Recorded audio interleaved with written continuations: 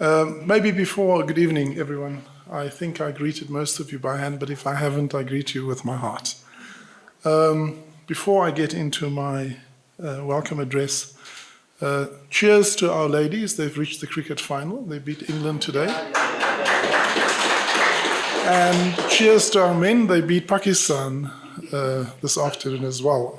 So it's a good day for cricket. Good evening, ladies and gentlemen, distinguished faculty, proud families, and most importantly, the remarkable achievers in whose honor this dinner is now a tradition. It's an immense honor for me, and I try never to miss this. On the evening of your capping, to share this smaller, more intimate and private moment with you. Of course, tomorrow you will don gowns and caps. There'll be lots of external artifacts of your academic excellence and achievement, demonstrating the hard work, the scholarly commitment, and the intellectual achievement that is well deserved, and the accolades absolutely appropriate. But let's pause for a moment and just remind us that this is not just about the achievement of an academic qualification, the awarding of a doctoral degree. You're stepping into a world, and at this stage, a highly fractured world, a world that I said yesterday in opening the East Africa WCO Management Committee meeting, that in Africa we have a saying that when two elephants fight, it's only the grass that gets hurt. And we have many elephants in the world today. Sadly, they're all men. So shame on men. I don't know of a single woman, maybe in pre-modern time, that have declared wars. John, do you know of any women that have declared wars recently? So you're not just earning a degree, you're entering a world that is in desperate need of true ethical steward leadership.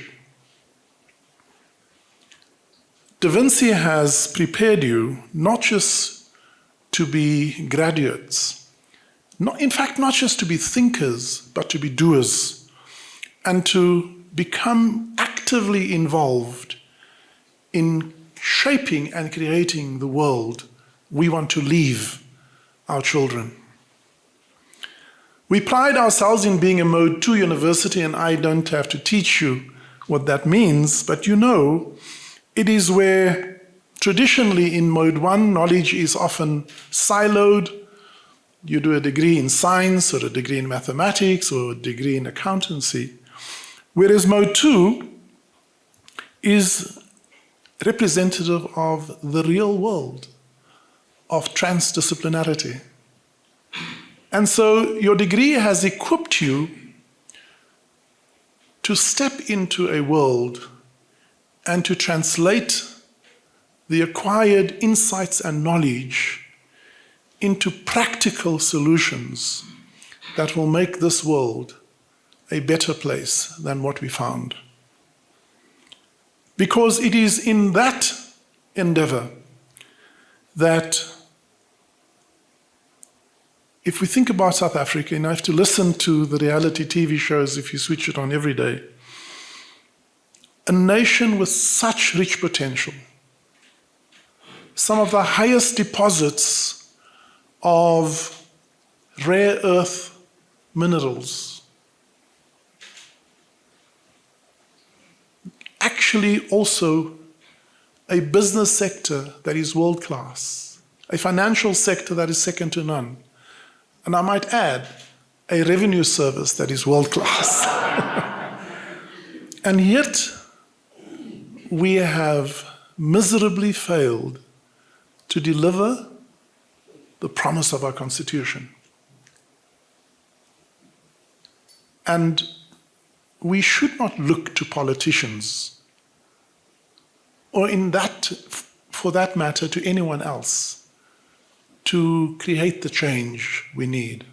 But each of us should set for ourselves a challenge, as Professor Ben earlier said, to use this foundation and to create the future we want. We also, in thinking about today, thought about how this transdisciplinarity manifests into the TIPS framework: technology, innovation, people, and systemic thinking. All tools that has been sharpened, I know, over the course of your study. It's a blueprint, I believe, for navigating the complexities of our time. Technology.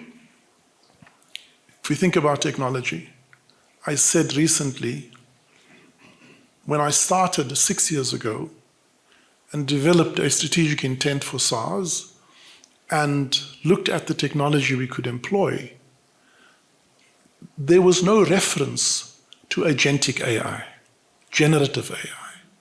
There was no reference to how we would deploy AI agents, ChatGPT, Grok, whatever you think of it, because it didn't exist. Now, it would almost be indefensible to not embrace those technologies. Whether it is in biotechnology, in the digital ecosystem, but ultimately, I said in Parliament, technology must serve to the benefit of all stakeholders. And I went through the demonstration of how our deployment of technology has benefited society, benefited the government. And so technology is not an end in itself, it is a means to a higher end. It's a means to a purpose that you choose. And I want to challenge you to choose a worthy purpose that technology can serve. Because technology can also get you to the wrong answer faster if you don't know what you want to use it for. Need I say anything about innovation? Innovation is that thought, that insight, that turns the ordinary into the extraordinary. Often in plain sight of everyone else, but the innovative mind sees it, takes it, and transforms it into a value-added creation. If we think about the innovators before us, I often say that in 2005, none of us would have had an Apple. We wouldn't have had Coursera, we wouldn't have had LinkedIn, and many of these issues, and today we take them for granted. All of this started with a thought, a desire, a passion in the mind of an innovator. Elon Musk, whatever you may think of him, knew, or his vision and thesis is that, by the way, supported by Jeremy Rifkin, who says that human beings have, for the first time, sufficient know-how to trigger their own extinction in this century. Think about that. And Elon then says, well, if we're going to trigger our own extinction, the only way we will survive is through multiplanetary existence. But multiplanetary existence, which was his vision, is not realizable because of the cost. And the cost is high because you can only use a spacecraft once, and then it's destroyed, you can never use it again. So to create the means to multiplanetary existence, we must reduce the cost of travel to outer space. And the only way we can reduce the cost of outer space travel is to be able to re-enter a rocket back into the atmosphere and land it safely. And through his innovation, but put to that his relentless pursuit of the deployment of technology, AI and other means, he is now able to return a rocket back to Earth and drop it on a pin. That's what he achieved. Now, maybe some of you will live long enough to actually buy yourself a stand on Mars. And if you do, he would have made it possible. Then people, again, coming back to my first point, right? Everything we do is about people. Nothing that we do that does not serve to the well-being of people is worthy of pursuit. I am disgusted when global leaders wage war, kill innocent people, mainly women and children, and declare that to be in the pursuit of justice, bringing about displacement of people, killing innocent young men who face in the case of some countries, friends fighting each other, family fighting each other. If you think of the Russia-Ukraine conflict, families live across the border and they fight on opposite sides.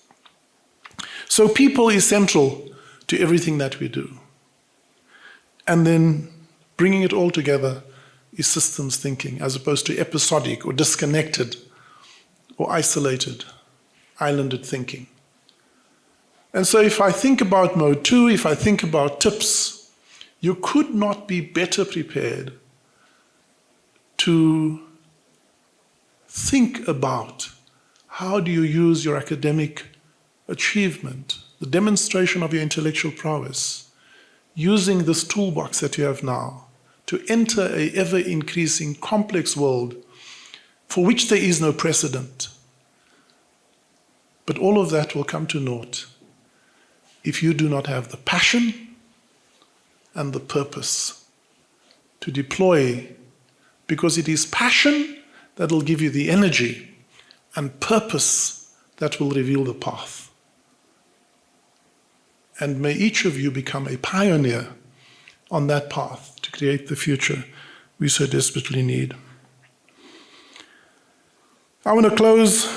Those were the thoughts I wanted to share with you as I think about you, but leave you with a thought that has been continually growing, and I've shared this. To become a doctor tomorrow puts you in a very, very small percentage of privileged few.